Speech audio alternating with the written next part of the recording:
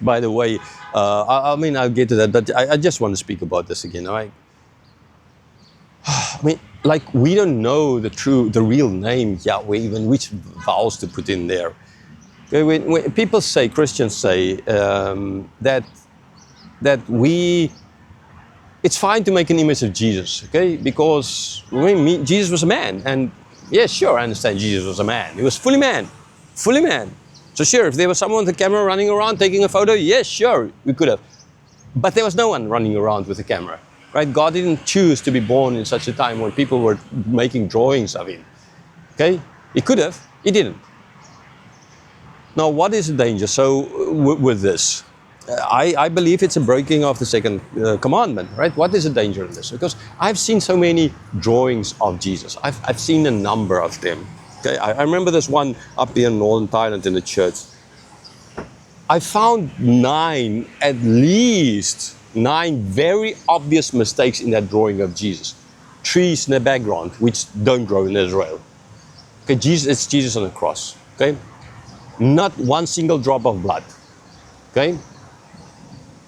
Not one single wound, even. Jesus with a smile on his face.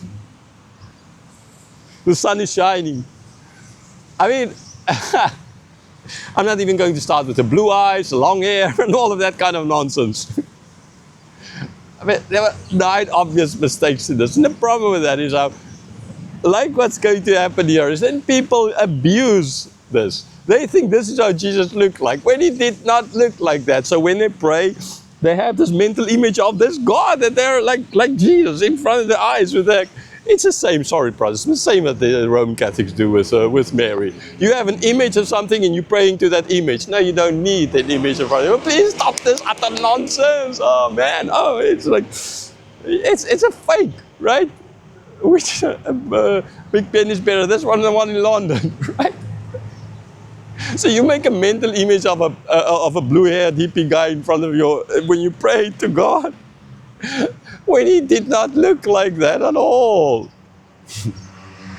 So yeah, it's again for me so simple. Why we must not make any images of God. It's just that, right? It's just that all the images are fake, and so we're worshiping a fake image, and therefore fake God. So Christians.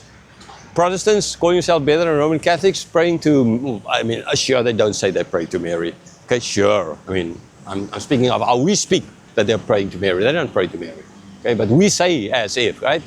Because they are worse, and but we have little pictures of Jesus, mental images in our mind.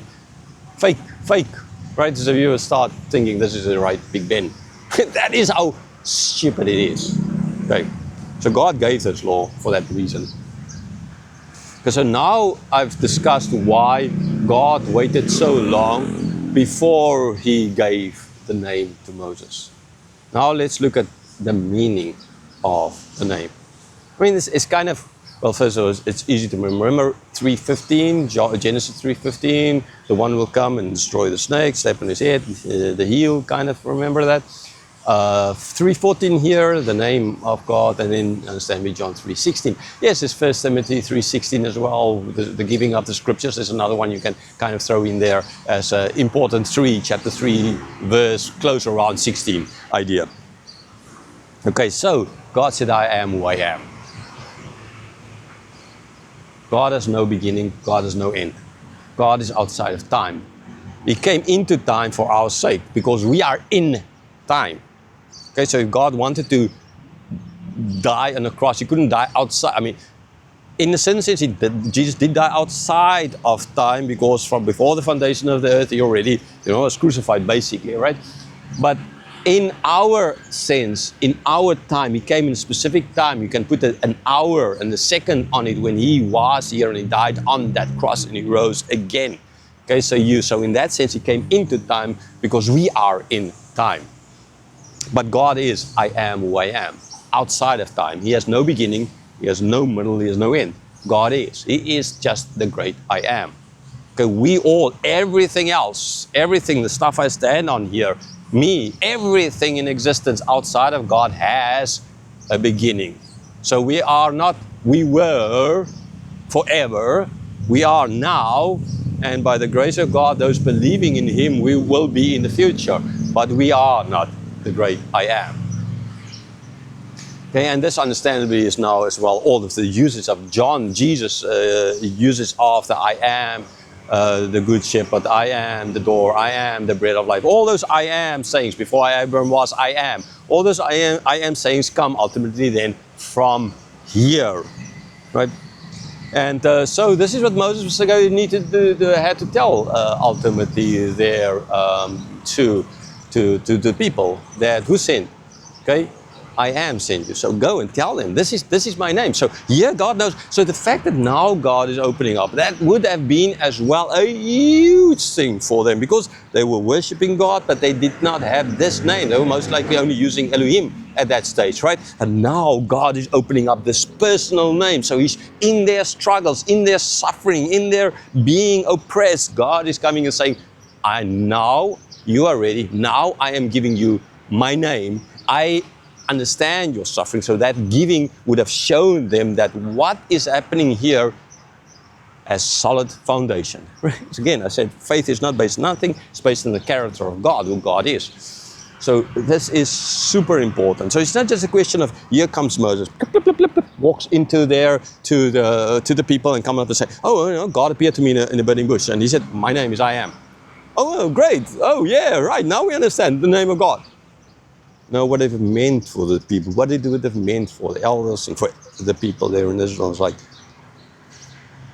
God came down to our level, allowing for this, knowing full well that we can then use His name, that's how everybody else is doing it, to manipulate Him. He didn't stop, He gave His name so that we can know that our salvation is near. And don't you see the correlation between this and Jesus? Right, when Jesus came into this planet as a man, He came and He showed that He heard, and He's here now. He's opening up, He understands our suffering. And the time to end the suffering is here. So there, the name was given to show that, to show how God brought Himself down to be manipulated literally by them. But then, yes, He's going to give the law, stopping that. But that didn't stop people from manipulating their name, and it doesn't stop Christians from doing it today. Right? So He came. So this was then the Father coming down, and this God, the Trinity. And this now, when Jesus came, was Jesus and God in Jesus, right? Coming and opening when we were ready, like when they were ready to receive the name, when we were ready to receive the Son, the world were ready to understand. Then He came down. He humbled Himself, like it's written, to come down to our level, like the Father or the God there did with His giving His name. You need to see this correlation, how it all fits together. It's perfect. It's so beautiful, people. It's so beautiful. It can never compare to the, I mean, it's not such a bad-looking building, and sure, the Big Ben up in London is a lot better, a lot more beautiful. But God, there's none like Him.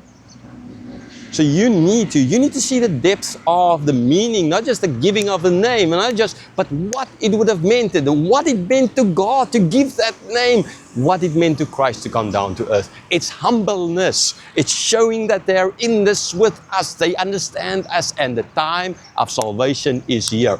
After that, when God gave that name, He led them out of Egypt, out of slavery. When Jesus came, He led His children out of the most evil slavery out there. Sin, all humanity enslaved to sin. But Jesus humbling Himself, like the Father, like God did here, shown to us that the end is nigh. Slavery is going to end for those who belong in Him. Praise God, Soli Deo Gloria. What a beautiful verse. What a God. Okay, so yeah. Praise God. You know what I'm saying? Praise God. Praise God. Praise God.